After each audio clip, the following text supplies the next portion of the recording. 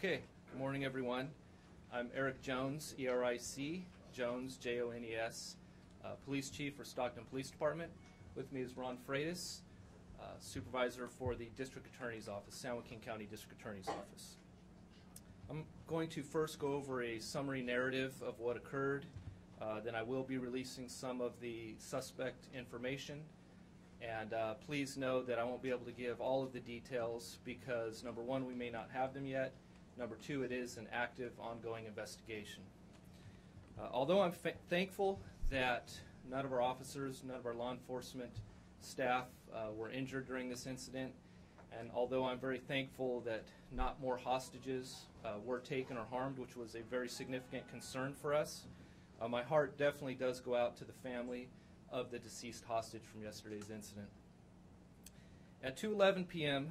on Wednesday, July 16th, yesterday, Stockton Police Department received a report of a robbery in progress at the Bank of the West, which is located in the 7800 block of Thornton Road.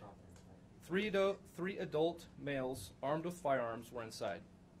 Officers were immediately dispatched, and the first unit arrived at 2:12 p.m., so that's about 1 minute later.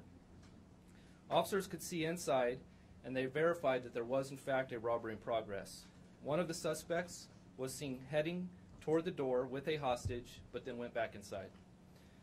Our crisis negotiations team, which are our hostage negotiators, were requested within minutes, but the three heavily armed suspects exited the bank with 2 employees and 1 customer of the bank as hostages. They used them as shields during a tense standoff, and then they got into a vehicle. The 3 armed suspects and the hostages got into one of the hostages' vehicles, which was a Ford Explorer. They then fled northbound on Thornton with Stockton Police Department units in pursuit. A moment later, one hostage, a bank employee, was shot by one of the suspects and was thrown, or she jumped, from the fleeing vehicle.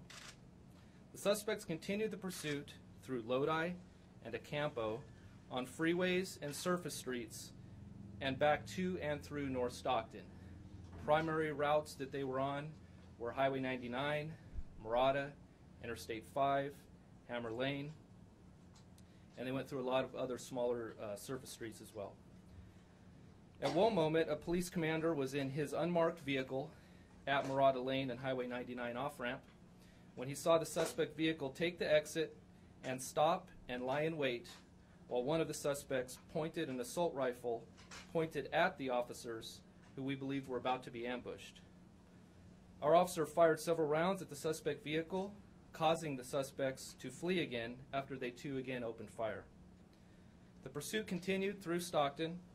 All the while, during the entire pursuit, numerous gunshots were being fired at pursuing officers. Our officers took numerous rounds during the 1-hour vehicle chase. It appears that most of the rounds were coming from the assault rifle, possibly some of the other guns that were also located in the vehicle, with officers returning fire several times at key times when they had vantage points. Our officers were in constant danger, but continued to pursue because they had a duty to not allow the suspects to get away, due to the risks to the hostages, but also the fear that additional hostages could be taken or killed, or additional businesses or homes to be taken over by these very violent assailants. During the vehicle chase, Stockton police officers and members of the California Highway Patrol were under, as I mentioned, constant fire. 14 police vehicles were struck by gunfire, disabling many of our patrol cars, even disabling our armored vehicle. Also, numerous residences and uninvolved civilian vehicles were struck by the gunfire from the assailants. There was serious risk to the officers and the community all the time.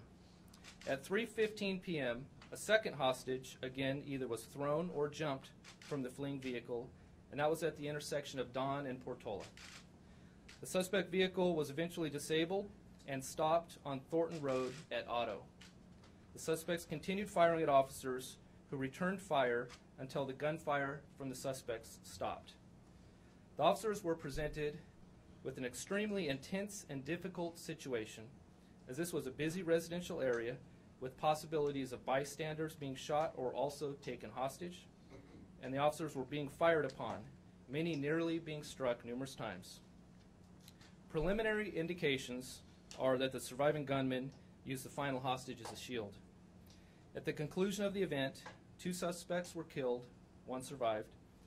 The civilian in the vehicle also was unfortunately killed. We do not yet know exactly when she was killed or struck by gunfire, nor do we know by whom. The investigation will reveal that over time. Again, my deep condolences go to the family. All of us at the police department are deeply saddened. The fact that these 3 violent gunmen put our community at such jeopardy is deplorable. The fact that they attempted to kill our officers and put the hostages and the community at harm is beyond comprehension. The gunmen had not the slightest intent of a peaceful resolution, as they continued to cause continued mayhem and havoc. Every minute the incident continued, the stakes rose intensely for our officers and our entire community. The pursuit lasted over 1 hour, and though many officers were shot at, none were injured. This is now a joint investigation between the Stockton Police Department, San Joaquin County District Attorney's Office, San Joaquin County Sheriff's Office, as part of our protocol investigation for incidents like these, as well as a joint investigation between Stockton Police Department and the Federal Bureau of Investigations because of the federal crimes, specifically bank robbery. I'll go over now the suspect weapons that were recovered. Weapons recovered so far have been an AK-47 type assault rifle, a .45 caliber Glock handgun, a .45 caliber Ruger handgun, and a 9mm Ruger handgun. The assailants had massive amounts of ammunition, some with magazines taped or strapped to their bodies during this event. I'd like to now discuss the suspect information. One is a deceased suspect. He is a Hispanic male, age 30, from Stockton, a documented Norteño gang member with prior arrests for narcotics and firearms violations. He was the driver of the vehicle leading officers on this pursuit. The second deceased suspect is a Hispanic male, age 27, also of Stockton, and also a documented Norteño gang member with prior arrests for narcotics and domestic violence. He was a passenger in the rear compartment of the vehicle leading officers on the pursuit. He was the one primarily firing with the assault rifle. The third and surviving suspect is Jaime Ramos, R-A-M-O-S, Hispanic male, age 19, of Stockton. He has been an associate of known gang members, the Norteño Street Gang. He was a rear seat passenger of the vehicle leading officers on the pursuit. The investigation has now revealed he was uninjured in the gunfire exchange with officers at the culmination of the pursuit, as he apparently used the hostage as a shield. He was taken into custody at the scene.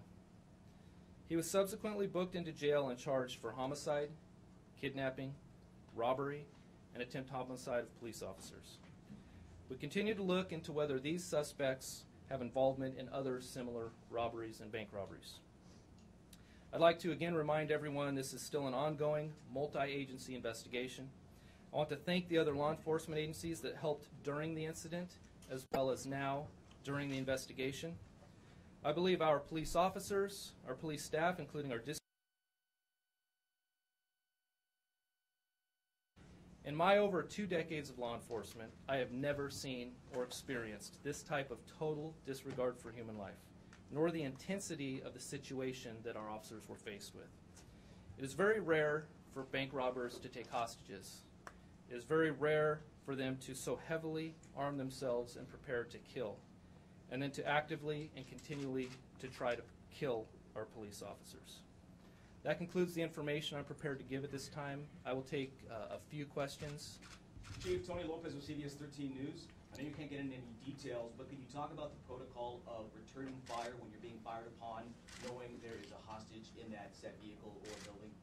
The basic protocol for an officer firing their weapon is in defense of their own life and defense of others. Now, we have to remember, although there were hostages in the vehicle, these suspects at some point had to be stopped because of the fear of the continued attempt killing of police officers and others wherever they were driving, taking more hostages. The situation could have exasperated.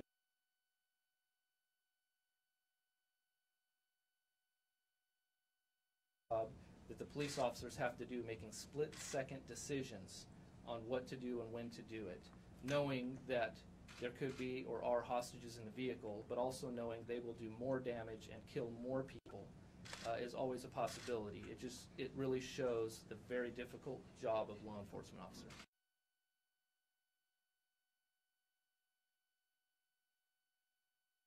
Very close. In fact, it is frankly amazing that none of our police officers were hit.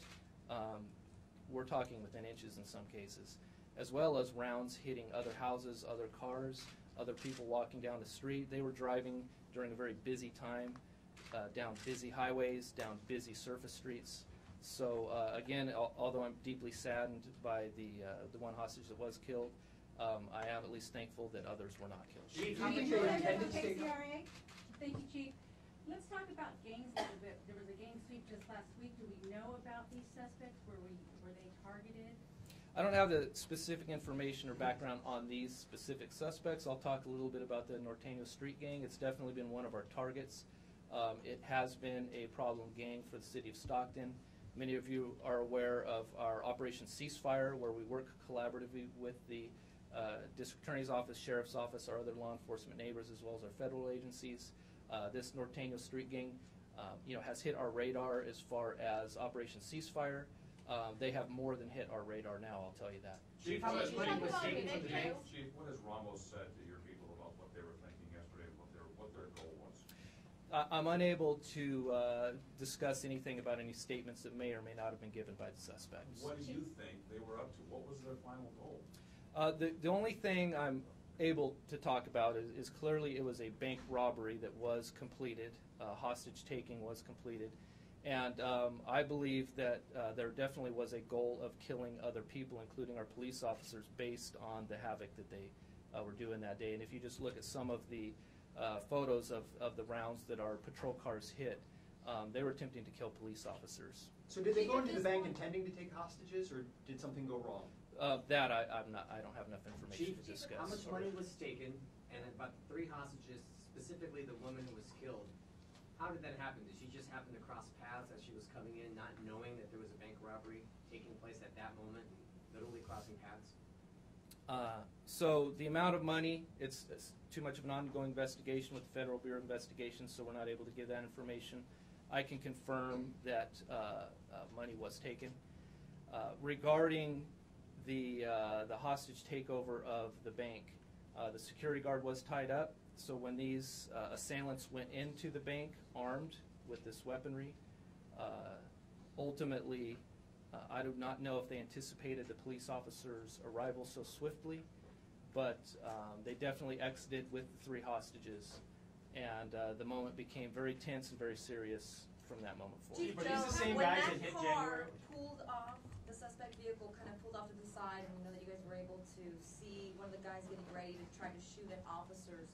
What could have been done? Could anything else have been done to prevent them from going any further?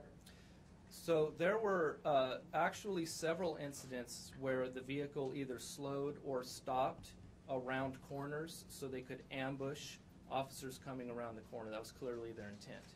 And so it is my opinion that our staff did everything they could based on that ongoing, flexible, fluid incident. Example, the one I gave you there at 99 in Murata, that police commander who was in there, his unmarked vehicle, took the shots right then and there at that assailant as he was leaning over the back of that vehicle. But then the vehicle proceeded on again. And also at that point, we have determined that some shots were fired by the assailants with the assault rifle too. So this was a very difficult situation because it was mobile. It was not a contained scene, and making it very difficult. I can take 2 more. Chief, How many officers returned fire, and what will be protocol for paid administrative leave and investigating those officers who did return fire? How many? So I don't have the number right now, We do have multiple officers on paid administrative leave, which is protocol for this type of investigation. So there were a significant amount of officers that returned fire at some point during this entire scene. If you will, this scene really covered a big portion of San Joaquin County, from Stockton up through Lodi to Acampo, back to Stockton. And the assailants were shooting really the entire time. In follow-up to that, how will you keep the streets covered if you have that many officers on leave? We have, it is a strain for the department, but we're able to give Stockton Public Safety Services. We've called in off-duty officers. We have people working on overtime. Other agencies have offered assistance, so if we have to go into that mode, we're ready and prepared to do that. So we do have public safety covered as we investigate this. How I can many take people one were more in the right bank at the time, and how did they select the 3 hostages? That information I do not know, or I'm not prepared to give at this point. Chief, how many officers are on administrative leave? More than 6, 10? Can you give us some sort of roundabout number? I know that people were wondering about that. Yeah, I'm prepared to say over 20 officers are on paid administrative leave. Chief, have you ID'd the fatal victim, and what's the condition of the other 2 victims? So the of the 3 hostage or civilians, the other 2 are expected to survive. It is the San Joaquin County Sheriff's Coroner's Office responsibility to actually release information on them, so I'm not able to give that information. The only information, personal information I can give is the surviving suspect, which I did. And are these the Okay. same guys that you released images of at the same bank in January? You sent really good shots of these guys in January, the suspects at the time. Can you stand here and say they are absolutely not them, or they may be them? They may be them. What I mean by that is that's under investigation, not only for that robbery, but also other robberies. We have to look and see, were they responsible and or are they connected to other robberies? That's all part of our ongoing investigation. Thank you. Thank That's you. going to conclude our press conference. Thank you, everybody. I Thanks for appreciate you coming. being here.